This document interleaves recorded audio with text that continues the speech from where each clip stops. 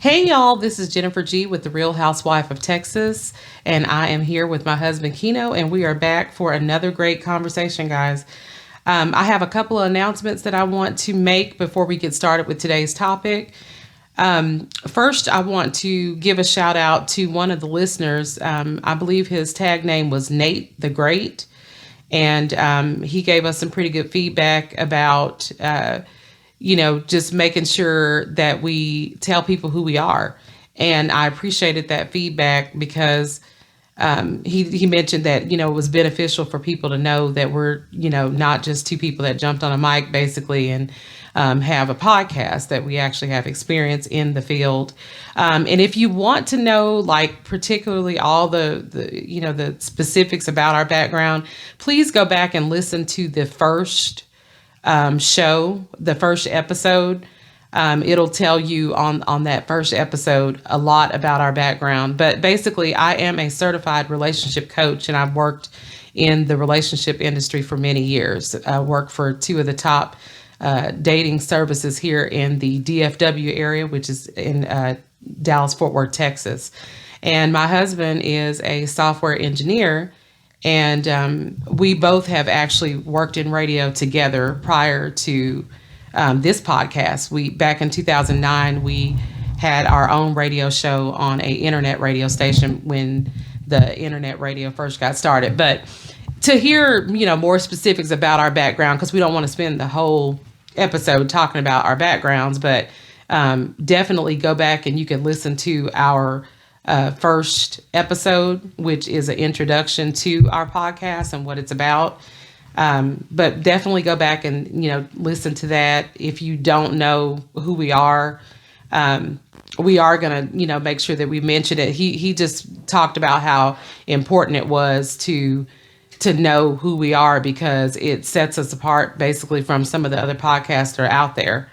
And it is important. It's important to me. That was definitely important to me in doing this podcast. It was something that I wanted to make sure that people knew, because I see that there's a lot of content out there, and there's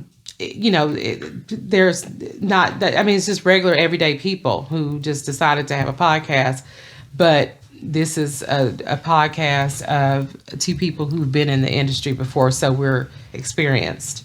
But anyway, that we just wanted to get that out the way. Thank you again to that listener, and thank you for anybody that is giving feedback. We appreciate that. We appreciate the private messages that we get to, the comments that you guys make on our podcast episodes. So thank you for being interactive. That really helps us to know what direction to go in and what we could do to improve and things like that. In fact, speaking of improve, we've got a better mic system here. So hopefully this one will not sound like the last one. We've done a couple of things to change it up and make things better. We've changed our location a couple times, things that's going on in the background that you guys don't see. But we were happy with this. We hope that this new mic that we have works out a lot better. But one other announcement I wanted to make that I'm really excited about, and I wanted to definitely share that with you guys, is that so as being a relationship coach, or and just general life coach overall. I have different mentors in the industry that I really love. And one of my mentors is Dr. Phil. He is from Texas. So I already love him because I'm a Texan, and not a born native Texas, but, native Texan, I'm sorry, but I am, I've been here long enough to now say, Keno always tells me that, no, you're a Texan now. So, but anyway, Dr. Phil's from Texas. He is a psychologist, who, has his own talk show. I don't know if you guys watch him or not, but, he's not necessarily practicing psychology anymore, but he has a very extensive background. And I love the insight that he gives on his show. It was one of the first talk shows that,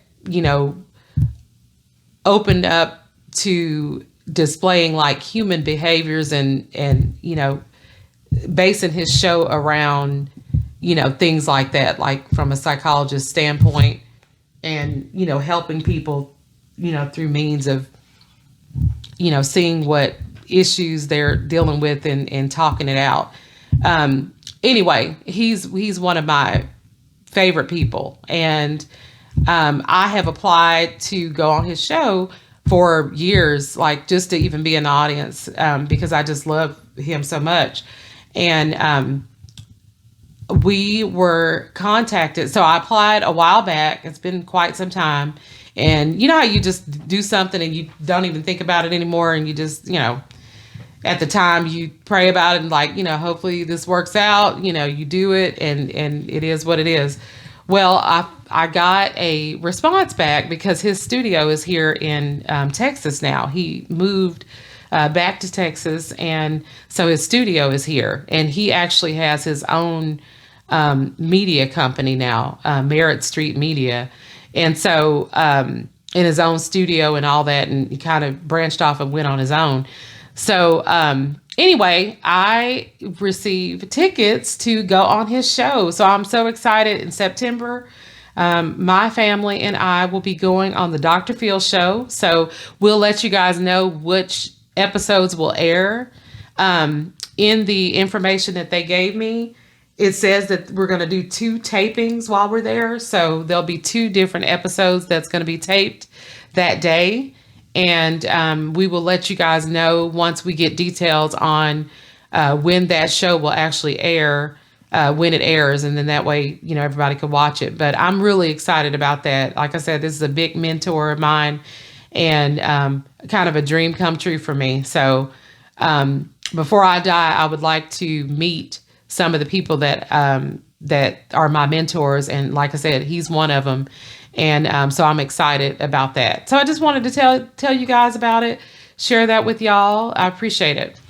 Okay, so tonight we are talking about the subject of, are you a equally yoked couple? So tonight is date night for the couples out there. Not that if you are single, you can't get anything out of this episode, but this is definitely an episode that's dedicated to couples. So we want you to ask yourself this question: are you an equally yoked couple? And we got on this subject one night because my husband had sent me a clip, because we like, again, listening to different relationship topics and stuff like that. We listen to clips or TikToks, things like that, that talks about things regarding relationships. And he sent me one, and there was a lady on there, and she was talking about, being an equally yoked couple. And the standpoint that she was coming from was, because there's the spiritual sense of being equally yoked, but she actually was talking about something just a tad bit different, or just coming from a different perspective in a way. She was just talking about basically being what the other person is not. So having that balance as a couple. And so when she was speaking of equally yoked, she was talking in terms of that. And I looked up the definition of yoke. And what I found in my research of looking up yoke is that where that word derives from is, it's a farming term. And in farming, what it means is, a yoke is technically the wooden bar that joins 2 oxen together. So if you had an oxen that was weak and an oxen that's strong, the bar that binds those 2 together, it's connected to both of them, is called the yoke. And so that's where that term yoke comes from. It's, like I said, it's a farming term. So we got to talking about it ourselves, and we felt like it'd be a really good topic because it's something that we definitely support and believe in. Because us as a couple, we want to be what each other is not. We want to make sure that we balance each other out. And that's something that has helped us to, maintain our relationship over this 24 years that we've been married. So we want to challenge you tonight to ask yourselves, are you an equally yoked couple, as we, kind of pick that apart and dive into what that means. Keno, why don't you tell them too what you thought once you read the article? Well, just listening to the clip, over the years we've always talked about being equally yoked and truly understanding what that means. But from the clip, from what I gathered, she did kind of touch on that about carrying this weight together. But it's like, if one is strong in one area, one should be, if one is weak, I should say, if one is weak in one area, the other one should be able to be strong. So she was using, now if both y'all have weak left legs, then the thing is going to topple over. But if my wife has a weak left leg, but I have a strong left leg, and she has a strong right leg, and I have a weak right leg, we're going to be able to kind of balance each other out. And that's really where the whole evenly yoked means, truly. And yes, the analogy of using the oxen as a metaphor or analogy comes together for a reason. So when I heard that, what lit off in my brain is just, sometimes people forget the power dynamics of being a couple. And what happens is that either one is chasing so hard after something, they leave the other behind, but they don't realize that just because you are going after something with all your might and all your strength, you don't realize the partner that you're set up with could possibly give you the keys that you need to unlock the other extra doors in your life, or basically get you to that next level. Because for our relationship, just for example, I've never really been managerial type. She is. And so over the years, I've picked up some of those things from her, learning systematic ways in how to function and deal with people on a strategic level to where we can operate and function as a team. I've usually have been the individual lone wolf. She's been more of the team player because she was a supervisor at an early age of like 15, 16 years old. She already was in a managerial role. So she already knew how to not only navigate, but she also had the people skills, which is another attribute of one of her characteristics that I did pick up, of learning how to work with people in general. Because I didn't have all these great people skills, but I did have the ability to train different types of people and work with different types of people. So it was almost this interwoven thing that came together collectively as a whole that's helped us. And I was watching another clip where a guy was just talking to a lady, and she was just saying that we don't need men. And the guy didn't necessarily get offended. More so, he brought clarity. And the part that I found beautiful behind the clip, because I'm always the guy that's looking for the nugget. I don't always get torn away or pulled away or upset or offended by the interactions of the two people to where it almost seems like they're in a debate, because this guy was more so trying to educate rather than intimidate or make the woman feel bad about what she's saying. He said, no, he said, I don't like it when I hear women say they don't need men. And also he said, I don't like it when men say they don't need women. He said, remember this, for all the things that have been done in the world, you notice there's more power in the dynamics of team effort. You say, even though, he went down this list of talking about billionaires, and he said, name all the billionaire women that have made it by themselves. He said, you probably only can think of Oprah. She was like, yeah, I don't know a lot of billionaire women. And you say, yeah, if you know the other billionaire women, they're probably women that recently divorced. And it's not a knock on them becoming a billionaire, but it was because they were working with their husband at one point as a team. So this is the thing about being a team. If you notice, when you watch sports or when you watch team efforts, you always have to think about it. They're using people for their strengths. They know that this guy is good at being the observational one that can take in the whole room or take on the whole field or court, whichever sport that you want to use. That's why they're the point guard. That's why they're the main guy. That's why they're like the quarterback on a football team, because the quarterback has the eyes to see the entire field. That's why he's not a receiver. That's why he's not the one that's catching the ball. He's not the one that's running the ball. You got a person that has that position. So what I'm basically just getting at is understanding the roles that we play. Like the dynamics of our household would not be shaping the typical manner or way. There's things that I do in the house that not every male does in their home, but it doesn't mean that there's something wrong with that. What it is that it's something that doesn't take away from me to do it.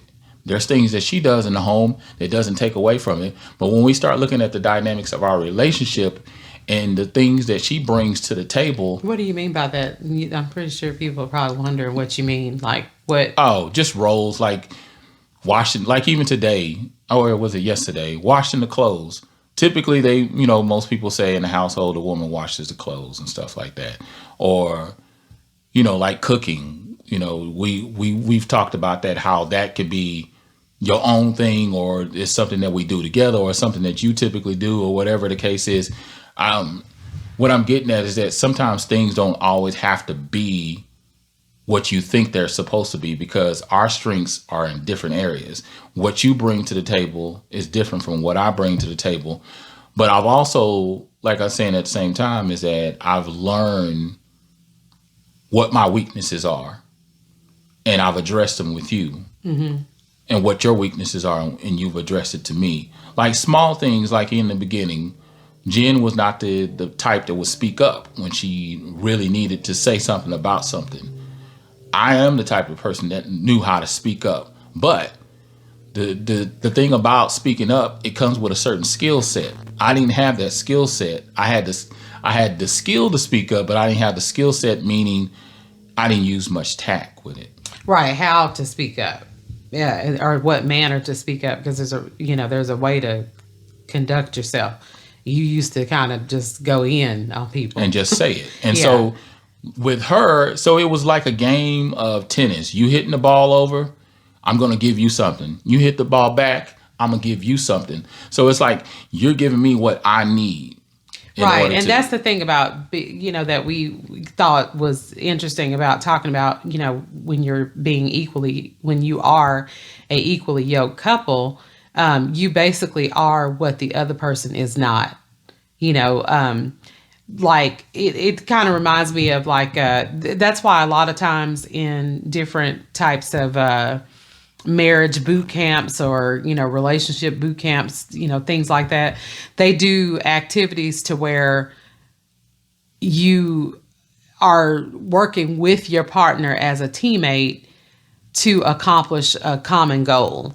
So they may set up an activity like, to where, maybe they say, okay, we've created an obstacle course here and we need you as a couple to make it to the other side. But what we're going to do is one person's ears is going to be covered, so you can't hear anything that's going on.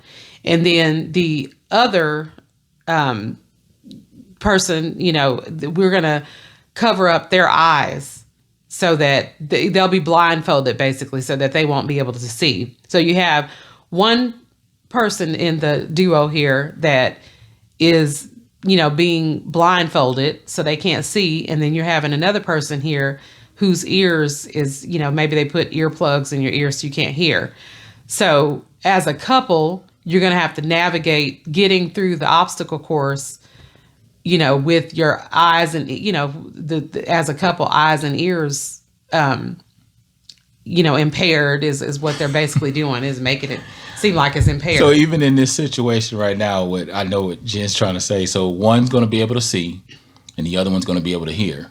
Mm-hmm. So the one that can see is going to have to communicate what they see. Right. But they can't hear. And the other one that can hear is going to have to listen with their ears and visualize what the other person is telling them. Like they're saying, okay, we got to go forward 2 steps. Mm-hmm. You'll be able to say that. So the other person will be able to hear that. So they're going to have to be the body. So they're the ones that's going to have to pull in the direction of where we need to go because they know where to go. And we've seen this be done on, other shows that we've watched and stuff like that before. And it is pretty interesting to watch because, that's where you find out which couples have communication issues or, they sometimes it take them by surprise too. Like they be thinking, oh yeah, we're a great couple. We do everything together. We spend a lot of time together. So we gonna nail this, knock this out. And they realize, wow, we have work to do because we can't even get 5 feet. Right. Because some people say, yeah, just move forward. And they're like, well, forward, how many steps? Well, I'm thinking, when I say move forward, you mean move forward. Do I move forward to the left, to the right? So behind? They sit here with communication problems, and then they haven't even left go. Quite yet. Just like when we're ordering food, or we're trying to make a decision on ordering food, and Jen will tell me a place, and I'll say, okay, that's fine. And she's like, okay, so do you want to go to the place? Right. Is it that's fine that you want to go there, or and that's I say, yeah, fine? When I say okay, that's fine. Okay means okay, right? She's like, yeah. And fine means that's fine with me, or fine.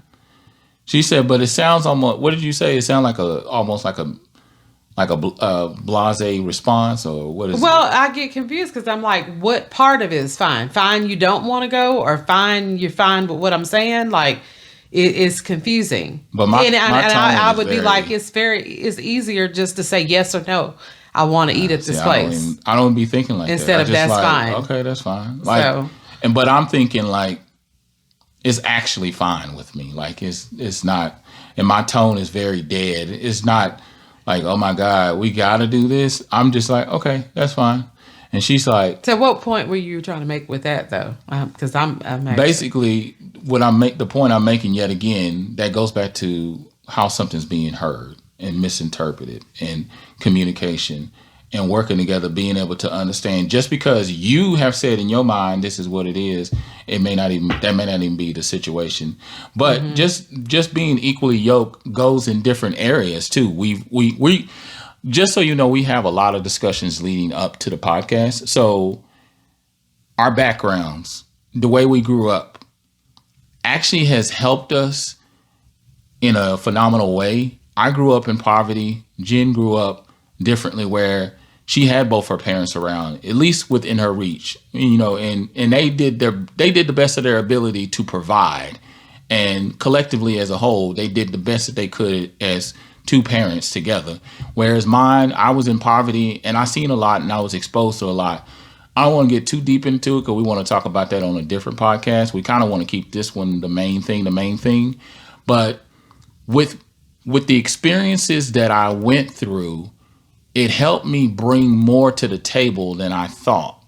Because sometimes people that come from poverty or somewhat of a traumatic background, they kind of take this woe is me attitude, and they don't realize actually in essence, you made it out of that situation.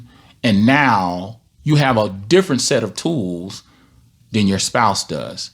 So when we would face difficulties financially or just hardships, I could leave her at peace because I could give her what a lot of women want, is security and rest assurance and a peace of mind that no matter what we're facing financially, I've seen the bottom, and baby, we're nowhere near the bottom. So we're going to be okay. Yeah. Like, for instance, and he's right. That is one thing that we, both appreciate about our relationship, is that, again, in terms of being equally yoked, I'm sorry. We brought different things to the table, that was beneficial. Like he's saying, we grew up, very differently. We both, we've talked about that before on previous podcasts. It's not that I just had this, I didn't come from the sweet life of Zach and Cody or nothing like that. So it's not like I was, over here and parents were rich or anything like that. But I did come from a 2-parent home. And, like he said, they did the best that they could. So I was raised in a home where I had, my basic necessities. My parents worked together. It was a Christian household, and they were pretty middle class, I would say. I mean, at least by the time I was being raised. So the difference is that, like he said, when because of the way that I grew up, I didn't have to worry about adult problems. My parents did a pretty good job of keeping me in a child's place, especially in Black homes. You'll hear that, stay in a child's place. And what they mean by that in Black homes is that, you kids need to worry about kids' problems. My toy doesn't work or something like that. Keeping it at a level of very, very minute because they're a child, not adult issues of how we're going to eat tomorrow or where is our next meal going to come from, things like that. So I didn't grow up having to worry about that stuff. So it was a good thing in a way, but then on the flip side of that, what it did as well is it didn't allow me to grow up knowing how to deal with challenges if you do face situations like that, So if there is a bill or something that, right now, something happened and we can't, we don't have it or whatever, this is like stuff that we were facing when we first got together. Cause we were pretty young when we first got married. And so, you just different things come up, like that to where you're facing a new challenge. Well, I didn't worry about these challenges as a child. So so whenever we had any kind of adversity that we had to, the hurdles that we had to jump over, I wasn't prepared for stuff like that. So then I would go into like a panic mode because I've never been in this situation before. How do you get started? Like, what do you do? How do you get started? So he would be like, chill out, things are going to be fine, and he would go into the mode that, he would go into, which is, survival mode, knowing what to do. For me, and it was the opposite. And this yet again just points out why we are equally yoked. My mother was very transparent about the situation at hand. She's like, yeah, we don't have this. This is not coming. We won't have this time. It's going to be a little rough around this time. It would be us sitting down, myself and my sibling, my younger sister at the time, because there's 5 of us. And, it was just the 2 of us at the time. And she would just sit down and she would just tell us what the situation was. And some of the times it was blatant, and some of the times it was transparency, and sometimes we just kind of had to figure it out, that this is what's going on. So, yes, the first few times that it happened as a kid, you just like, wow, I'm being a part of conversations that I know is bigger than myself. That's all I had. That's as far as I could articulate or fully understand the situation given with the circumstances. So I didn't trip out much at first, but then as I got older, it made me realize how to handle these type of situations if they did come about as I got older.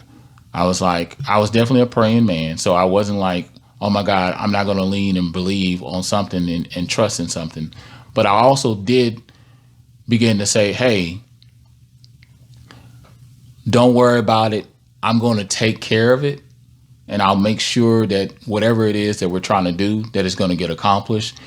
And sure enough, it would get worked out for us as a couple and with a young child at the time as well, which makes the dynamics even tighter. But you know how to persevere is what I'm getting at. Saying all this to say that I knew how to persevere in those moments. I took care of it in a way that was legal. I didn't do nothing illegal. Right. I made sure. I appreciate that, by the way. I made sure, let's just to keep that clear so there is no wandering in your minds. But yeah, no, I knew how to handle that. So I was grateful, even though I was facing those kind of situations as a child, and I did have to grow up and be a man. And, like as far as in certain situations, I had time to put down my toys, and then I had times I had to put down my toys to be grown enough to realize, okay, this is a for real situation. And then there was times where I could pick my toys up and just be a kid again. It was a seamless situation, but you just had to be mindful. So with that, I learned to be able to persevere when I was called on or when I was needed. But then with her, I learned how to not only be a hard worker, because I already was a hard worker, but with a level of consistency to where I love this thing that she told me a while back. She said, always, and this is something I learned from Jen, is that always do your job to the point when they pull up your name, they ain't got nothing bad to say about you. So it's about your work ethic, your punctuality, how you treating your colleagues, how are you working with these clients. I took those things to heart because I didn't have those tools. Nobody ever stopped and talked to me about that. But see, she already had that because, like I said, her first job, she was a supervisor. I was like, I didn't even get into the managerial role until about 8 or 9 years into my work career. And that wasn't even my main job. It was a part-time job working as a concession stand manager. And yet again, it was just because at that point we had been together about 7, 8 years. So you got to remember, she's dropping those things in. We're having these key conversations with each other about the influential role that I play in my position at work, but also at home and all the other many facets in my life. It became important to me. So to the point where I didn't show up for the interview, I showed up for the interview when I came in to work part-time for the Dallas Stadium when they were still in Irving/Dallas. And the guy looked at me, Rich, he took one look at me and said, I can't have you working in the suites. He's like, that job is beneath you. And he said, I see more in you. And I came dressed with a suit on or whatever. And I'm thinking, even though it's a part-time job, I learned even while I was in college that you got to show up for the job. And sometimes they'll give you more than the role. And so I ended up getting more than the role. And they wanted me to be a concession stand manager. So I ran concessions and I was really good with numbers. And twice I got player of the game, which means your numbers are measured down to 0, which means you didn't lose 1 penny in your stand, which is a hard feat to complete. But Rich looked at me and said, I knew I did right by choosing you to be a concession stand manager. And so I would get all my outfits dry cleaned and everything. But like I said, those are things that I learned from her. That's just one of the many things that I learned from her. And that just trickled into my work life, home life, and our relationship as well. Yeah, because and that he's right in a sense of that was something that I brought to the table as far as my family. We just have an incredible work ethic. My mom's side of the family, our family name is Watkins, Watkins. And a Watkins when you see one, because if you work with them, they are probably at the head of the company or, some in some pretty significant role, because that's just our work ethic. My grandma told my mom, which she then told us as kids, I don't care if you are the janitor at the job. Basically, you better be the best damn janitor out there. It doesn't matter what you're doing. Whatever you're doing, you better be the best at it. Meaning you treat that job like, it's the last job you're ever going to get. And it doesn't matter how insignificant you feel the role is. Make sure you do it to the best of your ability. So there's a term out there that says that, I want to operate in a spirit of excellence. And that's kind of what we live by. We don't, if our names are on something, we want to operate in the spirit of excellence. And if it's not going to be excellent, or if it's not going to be, to the best of our ability, we might as well not do it. So, that's just how I've always been. And I teach we've taught our son to be that way. That's just who we are. So yeah, he's right. When I was 15, I the job thought I was 16, by the way, but I was 15, and I was moved up to manager. I was a seasonal job that I ended up getting, and I was only supposed to be there for the season, but then they moved me up to the cash register. Then I went from the cash register to them asking me, do I want to be a customer service manager? So at 15, I was supervisor for people who were, much older than me, 30 years old, 40 years old. There was a woman that was there that was, in her 50s. But that's because of the incredible work ethic that we have. And that's something that, like he said, not that he wasn't a hard worker, but when Keno and I actually met at work, that's where we met each other at. And it wasn't that he wasn't a hard worker, because he did work hard, but he would cut corners. He was the type of person that was going to be in the training class. I know what you're talking about. And figure out the easiest way to do this so that I can cut a corner or whatever. He believed in working smart, not too hard, so that's what he would do. But it was also because he was very smart, and so he would figure out the quickest way to get things done. This is when we're working with computers and stuff like that, and he is a software engineer. So even way back when you first start working with computers and stuff like that, he would find out the quickest way to do things, or the easiest way to get this done. And here I am over there, doing it the Stone Age way. It was protocol for her. So when I met Jennifer at our job, we worked for a company called Warrantech, and we were servicing warranties for computers. Which, by the way, I have to say, if you've ever watched the movie Office Space, Jesus. Warrantech is like the freaking company on Office Space. It was very much so. So the thing about it is that when I first began to learn about her at our job, they would put our stat. This is just kind of like stuff they kind of low key still do, but they don't really do anymore. They put the team stats up, and I knew they did it as a competitive thing, which made me opposite. Like I really didn't care. I was like, oh, okay, who cares?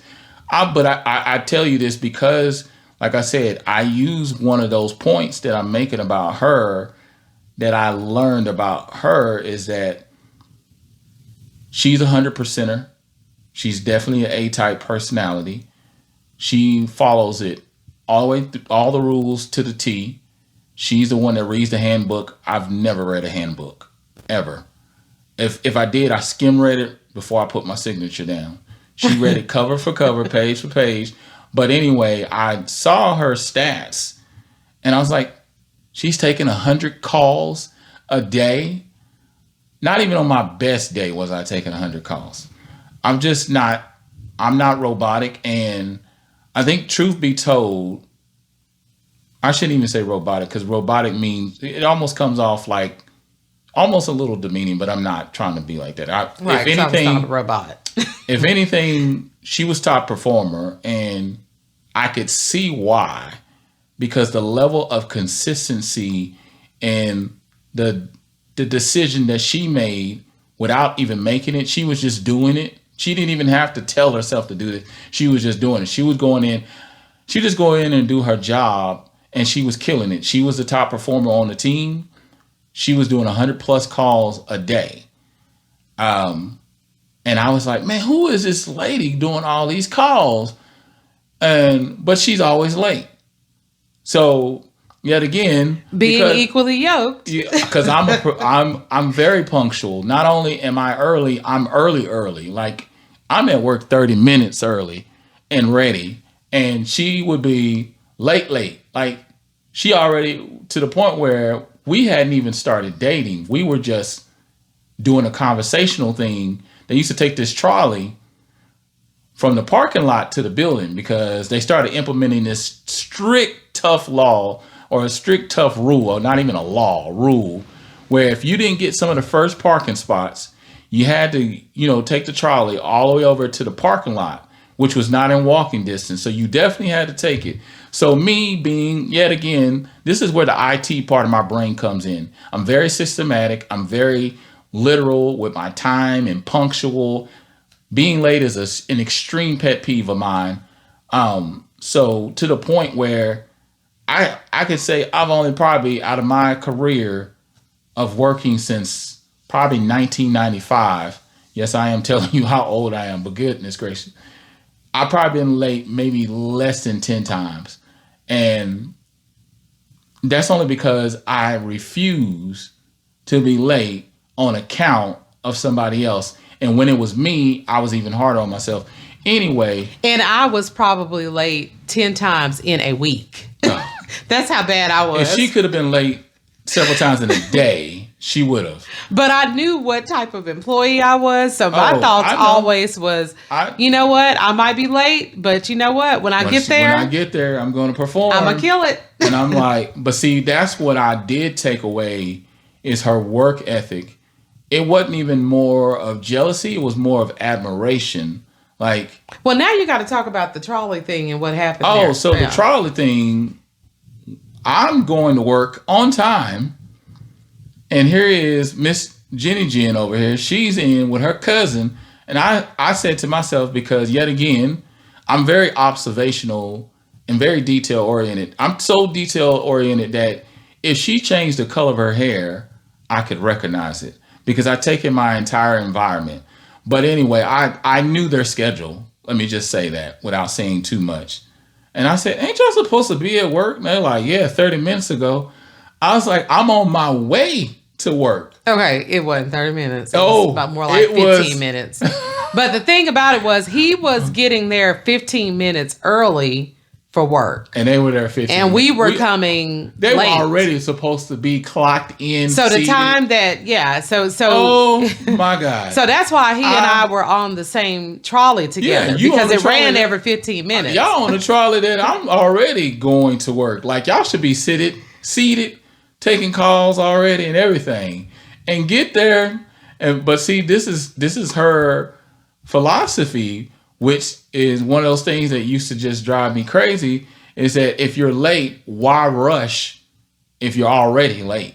Yeah. I was the one that come in with the donuts because it's like, you know what? I'm already late. She never brought a donut. She never brought a donut. I'm talking about jobs that I worked since then. For all the times. I knew to show up with food or something. For all the times this little lady was late, she never brought donuts. She never brought coffee. Well, that was to Warren Tech. I wasn't going to bring nothing to that company. Don't say what ain't is, because it ain't. And she didn't do that at her other job either. Even though yet again, though, this was probably the only job where she didn't make it to a managerial role. But her stats, I cannot lie, they were the best. It was so bad. As far as they were so good that even superiors were jealous. And I will never forget how she would be under scrutiny, but she would not let that take a shot at her character. Yet again, it's another one of those things where What do you mean be under scrutiny? You be talking about stuff and you know what I'm talking about. What? Why you always acting like you just need everything explained? You knew that one lady. Because you open it up to say things and they don't know what you're talking about. So I'm trying to figure out what. You don't have to get everything explained. When I say that, they know what scrutiny is. Ain't no.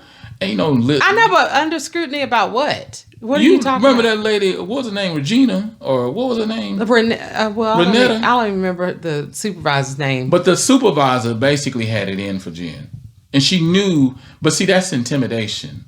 That's really what it was. The lady was intimidated. So she started trying to pick apart. About dress codes and things like, you didn't have tights on today Yeah. That's what I'm getting at. I'm trying not to go into it. I mean, we talking to grown folks. Ain't no need to explain scrutiny to folks. And that's just the stuff I was going to get at. Why I'm saying the word scrutiny. It's just that people get intimidated, but for me, it was admiration, and it only solidified in my head. Oh, this is a catch right here. Like, this lady is not, because I always said I wanted a woman who was strong, who was independent, who thought for herself, who did things for herself. You know, when the chips were down, we were going to band together. And that's really what this thing is about being equally yoked. Remember, you got to be a team. Mm-hmm. You're not in competition. Yeah. So those things that she brought, it complemented what I needed, the pieces of myself, the belief system that she allowed me to see. Because I lacked confidence till my 30s. And she was born with it. But not only was she born with it, but her father poured in the extra little. He made sure that cup spilled over, and not knowing that she already was born with confidence. I joke with her and I say when she was born, the doctors told them that it's a diva. It's not a girl. It's not a boy. It's a diva. And they're like, it was a shining starlight that came out of her mom. And it was a red carpet that rolled out. And here comes Jen. Da, da, da. I'm here. It's like, but that's greatness, though. And that's really what it is. And I think sometimes we don't realize what we have within ourselves until we link up with the person that says, I see you, let me help you bring that out. And That's what she did. And I did the same for her. I helped her bring things out about herself. Yeah, and he's right. That's what I appreciated about him is that, he may have faced some adversities and things like that just kind of growing up. But what it let me know was that he was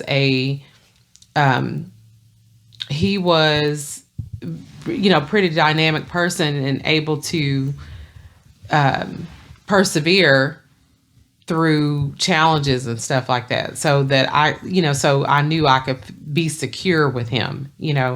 I don't have to worry about anything. We're gonna, he's gonna know what to do, and he's not gonna let me down. I don't have to worry about security and those types of things that people worry about sometimes when, they're dependent on their spouse.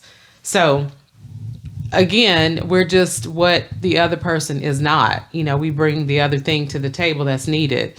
And going back to the farming term, like I said, when you talk about being yoked, or the yoke, I'm sorry, that's what it's referring to. It was the tool that's used to bind those two oxen together. And so, if it was again, going back to that term, if it was a scenario, if it was a weak oxen, they would pair it with a strong oxen because together they would get the job done.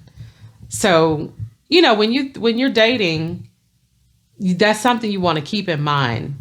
And, when you're out there picking partners and stuff like that, make sure that when you're looking at characteristics that you're paying attention to stuff like that. Is this person bringing something to the table that you may not have?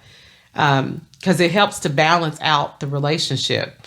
And that's why we've been able to last so long. We've truly balanced each other's out. When you talk about yin and yang, We definitely are that because we're very different in our personalities. I mean, even to the fact of being, he's an introvert, I'm an extrovert. That's already two different types of people there. And so, but we do truly balance each other out. And so just challenge yourselves to think about that. Are you a couple that's balanced? Are you what the other person needs? And if you're not, are you, willing to compromise to get there? Are you willing to learn what it is that you need to know to get there? Because that's going to make you guys be a much more stronger couple. So, yeah, we just thought that would be, this would be a great topic to speak on, because it is really interesting when you think about it. And I even try, to tell my son these things, like in terms of when he's dating and stuff like that. Make sure that you, because sometimes he would even ask me, like, why. I would always tell him, make sure you pay attention to people's backgrounds. Don't just be out here just dating anybody. Get to know the person and get to know a little bit more about their background, kind of dive into that a little more. Not that he doesn't ask those questions, but, I just try to make sure he understands how important it is to know what somebody's background is and who they are because your background is not the end all be all, to you as a person, but it definitely shapes who you are. And so it's important, it's important how a person grew up and who they were before you. A lot of times people say, well, I don't even need to know what she did or who she was before me, because the only thing that matters is who she is right now with me. That's so untrue. You need to know who she was before you, because who she was before you helps shape who she is now. And like I said, it doesn't have to be the end all be all, because if there is, like trauma there or, things like that, it's not like she can't get counseling and those things could change and she could be a different person by the time she met you. But if those things aren't worked out, or she's never dealt with that, or if it's him that has a trauma or things like that, then those things are going to show up in your relationship. So and you want to be prepared for that so that you can again be what that person needs. So so it is important, so don't ever go into dating someone thinking that their backgrounds aren't important, because it is. It's going to tell you a lot about that person. It's going to help you to understand how they deal with situations. There's so much that substance in knowing how someone grew up. And so I remember one of my exes used to say that he would be like, why do women want to know all the time, what your childhood was like? Yeah. Because he just didn't believe in talking about that. Like, why do we need to even talk about our childhoods and, things like that? And I said, because it shapes who you are. So, when a woman is asking you that, they're asking you to basically to get to know you, because she's talking to you right now, the you today, but the you yesterday is very important as well, because that helps her know, kind of the path that you took and how you got to where you are now and who you were before then. So it is important, and like I said, I try to tell my son that it's important to know how people grew up, what kind of challenges they faced, because you better believe that if they haven't worked some of that stuff out, it's going to show up in y'all's relationship. And you're going to be like, Keno said this the other day. He said, a lot of times people don't realize that when you're dating somebody and they've got, things that they haven't worked out, anger issues they haven't worked out, childhood traumas that they haven't worked out, you're not even really dating that person yet, because their trauma is going to show up first, or their anger issues is going to show up first. You don't even get down to the meat of the real person yet, because you're dealing with their issues. You haven't even met Steve because, Steve's issues come 5 feet ahead of him. So you haven't even really met the real Steve yet because you're faced with his issues first. So it is important. It's very important to know the people's background and where they come from and because it does shape who they are. And, and so again, just kind of getting back to it, that's why being equally yoked is really important, and you want to, again, challenge yourselves to think about that when you're out here dating or if you're already a couple, think about how you can balance each other out. If there's something that your husband is not, or, husbands, if there's something that your wife is not, then you bring that other percentage. That goes back to that whole 80-20 rule. That's why they, talked about that on that one movie called, it was Why Did I Get Married? Correct. The 80-20 rule. If the person is, at an 80%, you have to be that other 20% that the couple needs. Yeah, loving the 80 and not liking the 20. Yeah. But understanding that the 20 most of the times is just something that's solidified within that person that's not going to change.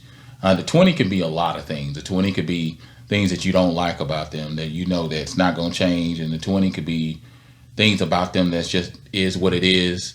And so you begin to understand those things that, okay, this is how it is, So the good thing is that when you do link up with the right partner, you realize you are a team. So my success is her success. Yeah. Her success is my success. This is not a individual race. We are in a 3-legged race where her foot is latched on to mine. We running this race together. This is not a sprint. It's a marathon. I was going to say something that I thought about earlier. It was a quote that I saw, and it was just saying that fast success builds ego, but slow success builds character. So brick by brick, you become the person that you're supposed to be.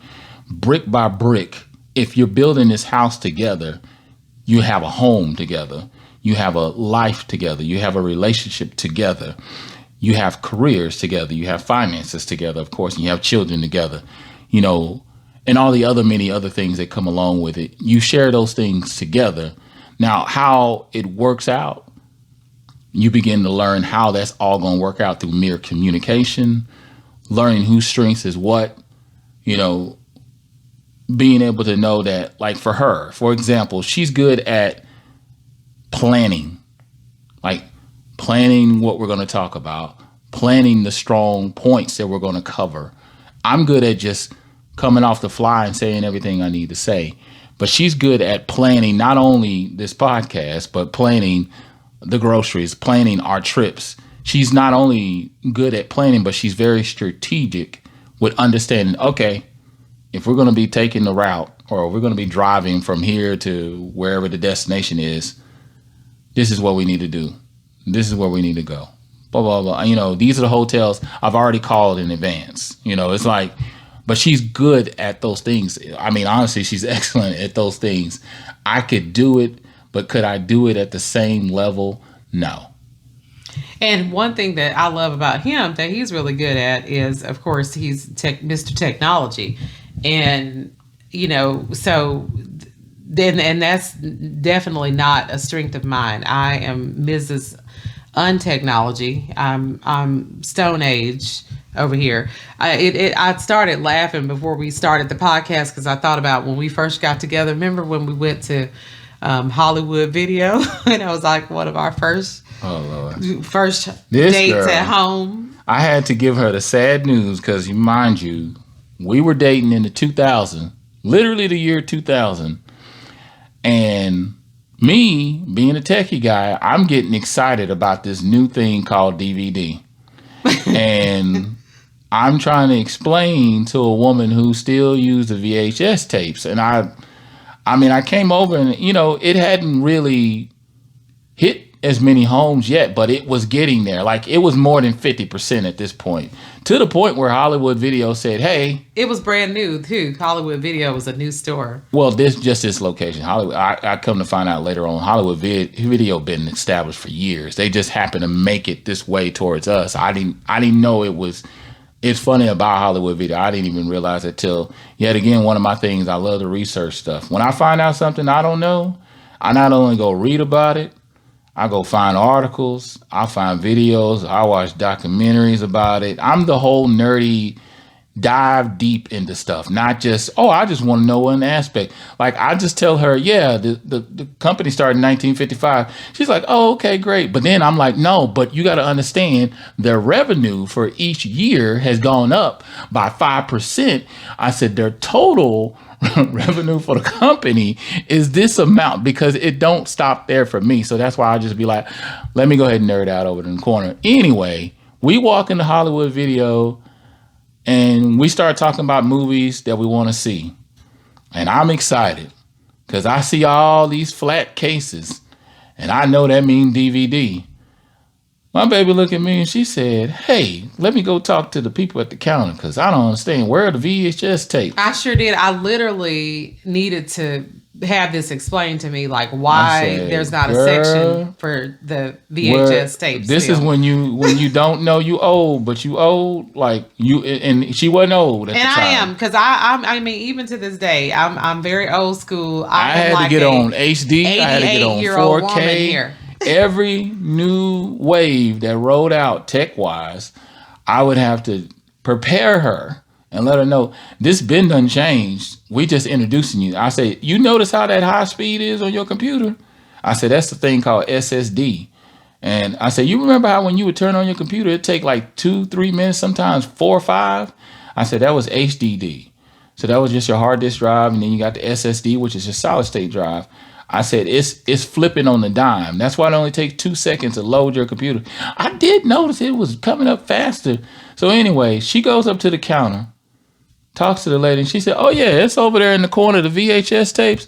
They had one little rack. And she told me, she said, and ma'am, I hate to tell you, she said, I know you prefer the VHSs, but it's actually only going to be here for like, she said, we literally have only like maybe 2 more weeks that we're even putting these VHS tapes out. So yeah, I had to slowly transition her in.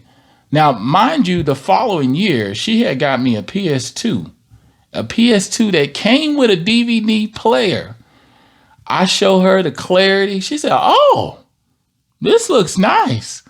She's like, wow, we don't get no fuzz on the screen or anything. I said, girl, if you don't sit back in your rocking chair over here, I said, you know that's how DVD clarity works. I said, because we hadn't fully transitioned to high def yet.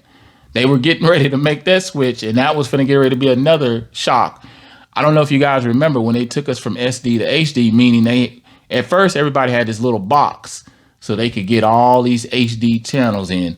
I had already moved on to HD before that box. I was like, I don't see what the big deal is as far as people making all this noise. But anyway, it's funny that she bring that up because it was hilarious to walk in the store and to see her disappointment was amusing to me.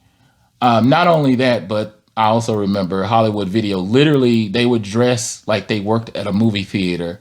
And oh yeah, we laughed about that all night. Their outfit. Laughed so hard, my eyes were filling up with tears because I was laughing so hard. But he keeps me updated on technology, and that's what I appreciate about him. The whole house is now 4K. I had to get her. I was like, babe, there's so much clarity. She said, but it looked too real. It's like I'm watching people sitting on a porch.